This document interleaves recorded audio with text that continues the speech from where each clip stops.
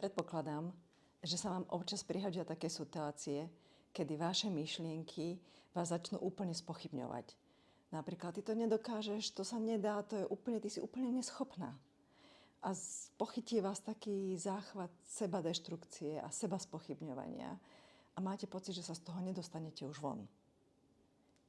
Ale keďže sú to vaše myšlienky a vy máte nad nimi moc, tak môžete niečo pre to urobiť.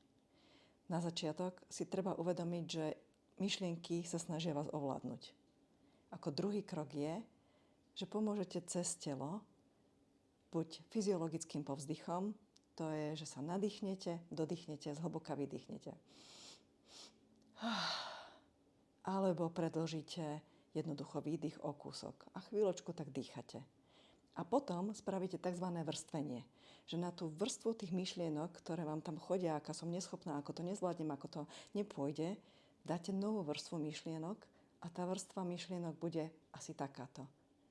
Dýchaj ďalej, si v bezpečí. Dýchaj ďalej, si v bezpečí. Dýchaj ďalej, si v bezpečí.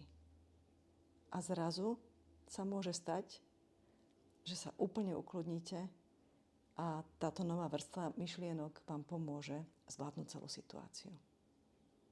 Skúšajte. Experimentujte. Teším sa na vás do ďalšieho videa.